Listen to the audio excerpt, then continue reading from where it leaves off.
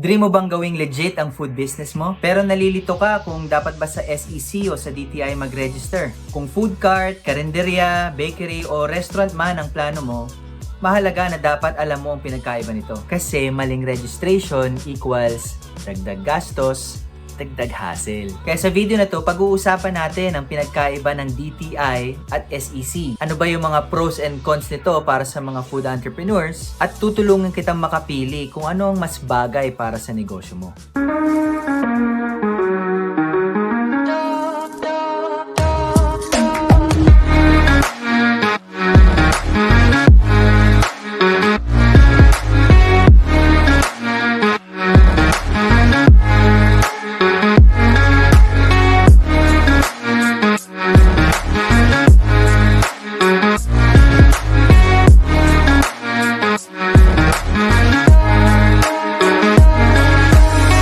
Good morning sa iyo kapatid, saan mang parte ng mundo ka nanonood ngayon.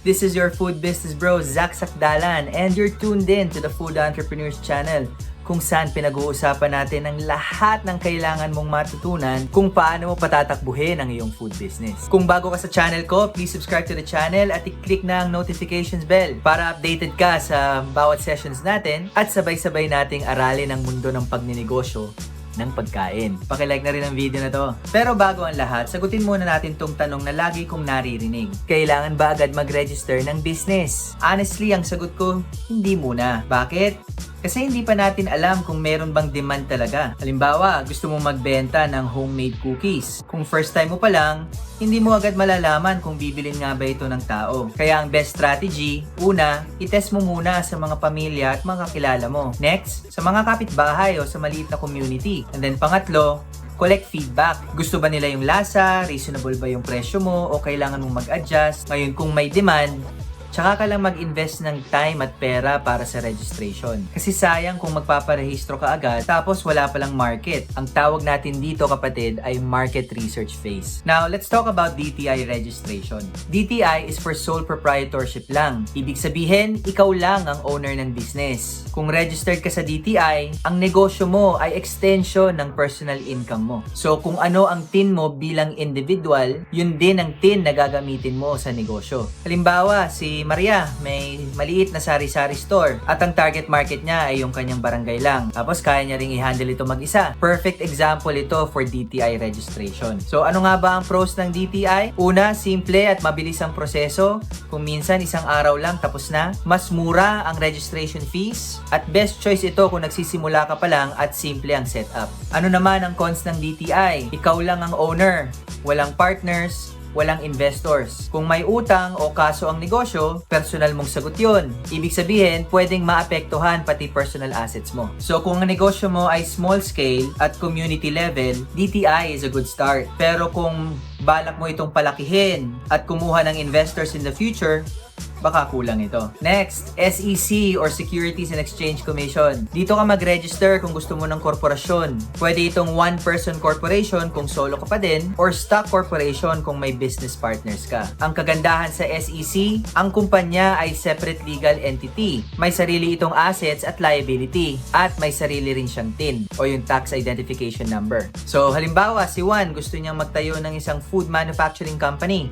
Malaki ang risk, malaki ang puhunan dahil sa mga equipment na kailangan bilhin at may investor siya. Hindi advisable na DTI lang. Mas bagay na stock corporation sa SEC para may legal protection ang bawat partners at malinaw ang hatian. So ano nga ba ang mga pros ng SEC? Separate ang personal at business finances. Protected ang personal assets mo. Pwede ka mag-expand at kumuha ng investors kasi mas credible kung corporation. Mas professional din itong tignan lalo na kung may plano kang kumuha ng malalaking kliyente. Syempre, kung may pro, meron ding cons. Unang-una, mas matagal ang proseso at mas matrabaho kaysa sa DTI. Mas mataas din ang bahagya ang fees at may compliance requirements. Gaya ng annual reports, general information sheet, at minsan kailangan mo pa ng board meetings kung corporation with partners. Ngayon, paano malalaman kung ano ang bagay para sa'yo? Ito lang naman ang simpleng guide.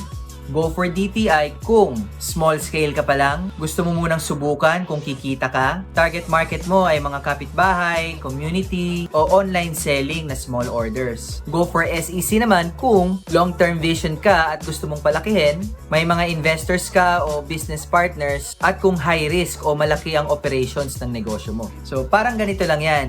Ang DTI ay parang tricycle. Madali gamitin, mabilis makalarga, pang short distance. At ang SEC naman, parang kotse o bus. Mas matrabaho i-maintain, mas mahal, pero mas safe at kaya ng long distance travel. So ayan mga kapatid, alam mo na ang pinagkaiba ng DTI at SEC registration. Walang tama o mali dito ha. Depende lang talaga to sa stage at goals ng negosyo mo. Kung gusto mo ng mura at mabilis na start, DTI is the way to go. Pero kung long-term growth at mas malaking protection ang habol mo, SEC is definitely worth it. So ikaw, nakapag-desisyon ka na ba kung paano mo ipaparegister ang business mo? Comment mo naman sa baba at balitaan mo kami kung anong plano mo.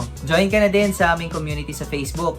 Click mo lang yung link sa description. So don't forget to like this video, share it sa mga kaibigan mong gusto rin magsimula ng food business. And of course, subscribe para sa more food business tips. Muli, ito si Zach Sakdalan, ang inyong food business bro, na nagsasabing mas masarap kumita kung masarap ang tinda.